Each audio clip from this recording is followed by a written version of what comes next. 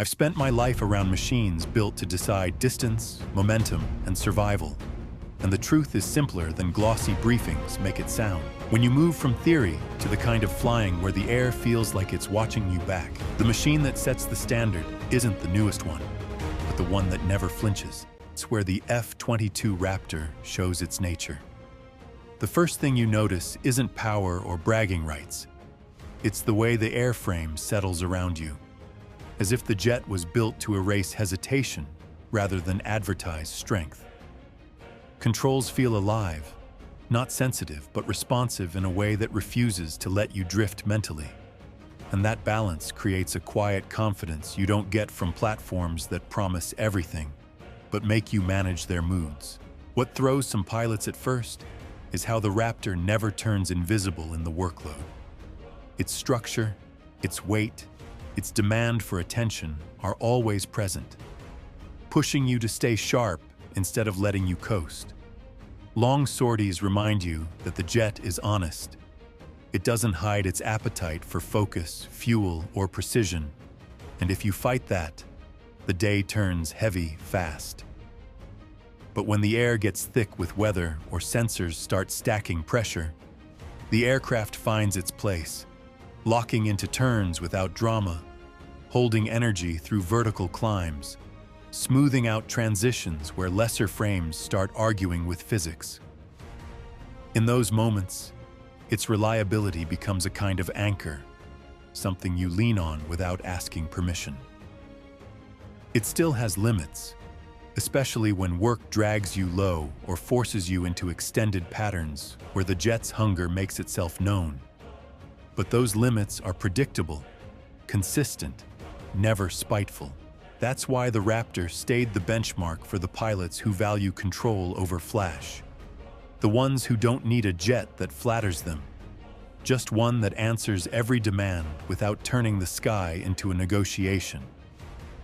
When you shift from the Raptor's sharpened instincts to something built to live in busier skies with heavier workloads, the F-35 starts to make a different kind of sense. Not because it feels better in the hands, but because it asks you to think in layers rather than muscle memory. The first impression can throw you off if you come from older airframes. The jet feels heavier in its own skin, more deliberate, less eager to leap before you're ready. And that can read as reluctance until you realize it's designed to carry information as much as it carries lift. The F-35A gives you the cleanest baseline, a frame that behaves predictably and rewards pilots who work steadily rather than aggressively. You feel its center settle the moment you rotate, like it wants you to manage the mission instead of wrestling the machine. The F-35B, with its lift system and vertical habits, never disappears from your awareness. Every transition reminds you that you're flying a jet that can bite if you rush it. And the balance between hover authority and forward momentum creates a constant low-level tension you learn to respect rather than fear. The F-35C, stretched and strengthened for carrier life, brings its own rhythm. Slower to wake up, calmer when stressed, built to absorb punishment without complaint. But it makes you earn smooth landings by forcing you to read the deck, the wind, and the aircraft as one living system. What ties all three together is the way they handle fatigue, not the pilots, but their own. Long missions with constant sensor fusion, repeated loops through dense air corridors, the grind of managing more data than any human wants to hold at once. The airframes never collapse under the load, but they rarely vanish into the background either. They're tools for pilots who think ahead, who accept that the jet is less about grace and more about awareness. And in that niche, the F-35 finds its purpose.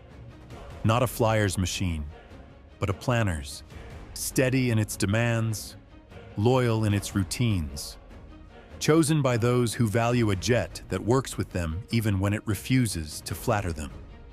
Moving across oceans and doctrines, the Chengdu J-20 occupies a space where first impressions are a test of patience rather than immediate comfort.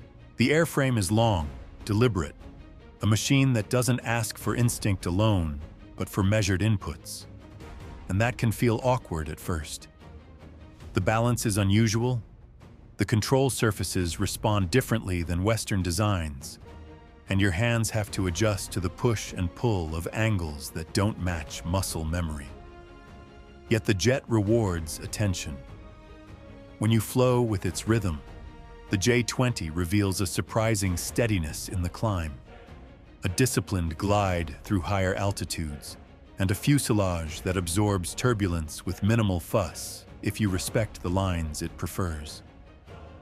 The cockpit itself is functional without flair. Nothing is indulgent, but everything matters where it counts.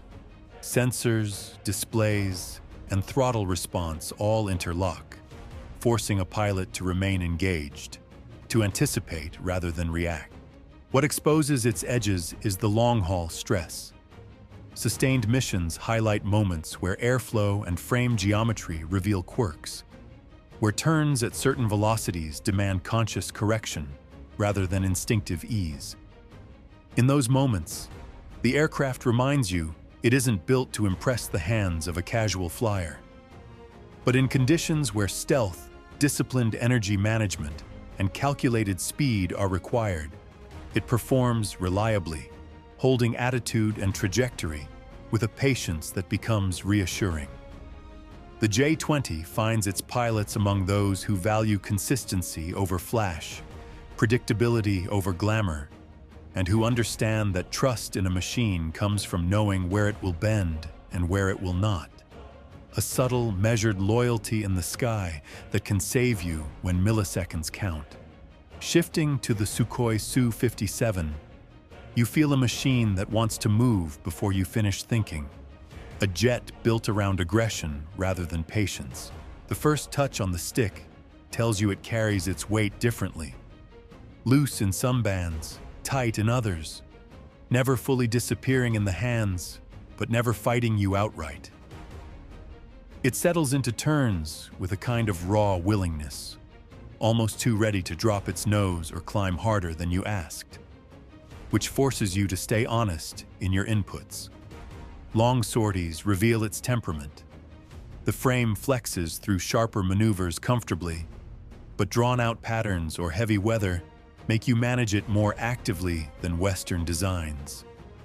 Still, when the sky opens and you need a jet that answers fast, it finds clarity, steady at high angles, eager through transitions, grounded enough to trust when instinct takes over. It appeals to pilots who like a little unpredictability, who prefer a machine with personality rather than perfect obedience, and who understand that some aircraft work best when you let them run rather than hold them tight. Looking at the HAL AMCA, even in its developmental stage, you sense a design that prioritizes modular patience over immediate instinct. The cockpit isn't refined yet. The controls feel weighted differently than jets you know, but there's a consistency in the frame's response that hints at reliability once systems mature. You notice the subtle balance between lift and acceleration. Not sharp, not aggressive, but precise in a way that will reward disciplined handling.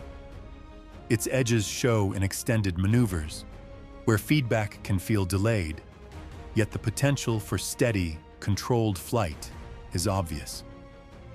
Pilots drawn to it are the ones willing to learn its character early, who value predictable reaction over flash, and who understand that trust is earned in hours of observation before it's demanded in critical moments.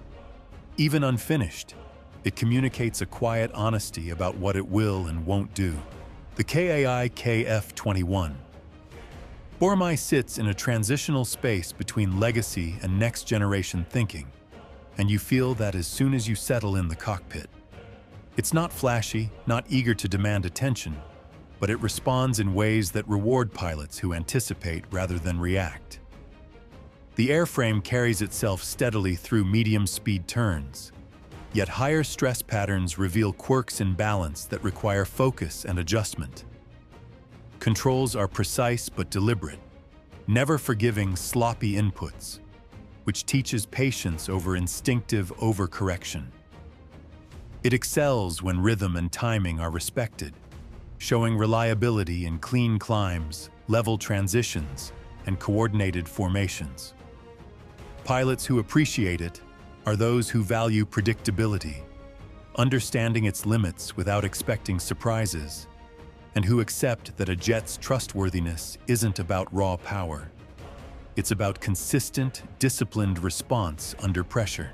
The Mitsubishi FX feels like a prototype with intentions clear even in its early stage.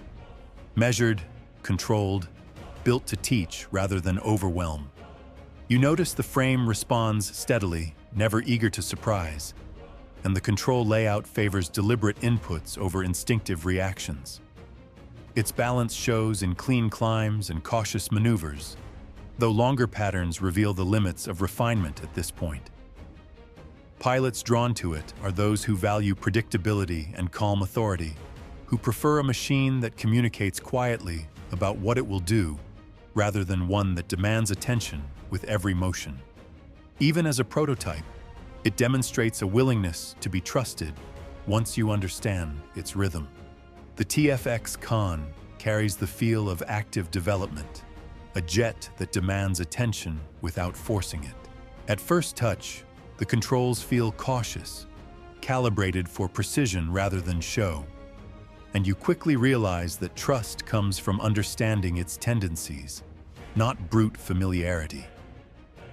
The frame responds cleanly in controlled turns and climbs, though extended maneuvers reveal areas where timing and input must be exact. Pilots drawn to the Kaan are the ones who value foresight, who prefer to work with a machine that gives predictable feedback rather than flashy obedience, and who understand that reliability in the sky comes from consistency and comprehension, not instinctive dominance. Even unfinished, it shows a quiet promise to those willing to learn its character. The NGAD sits in the conceptual space where expectation meets uncertainty, and that's exactly what defines it. At first glance, you notice the form speaks of capability rather than comfort. There's an unfamiliar weight to how it wants to move, an abstract precision that requires the pilot to adjust thinking as much as hands. Its promise lies in anticipation, clean inputs, measured responses, and a sense that every motion is purposeful rather than reactive. Extended maneuvers reveal subtle sensitivities, a reminder that conceptual designs carry lessons in patience as much as in raw ability. Pilots who engage with it are those who understand that trust isn't handed over because something is new or powerful. It's earned in the quiet evaluation of rhythm, balance, and predictable feedback.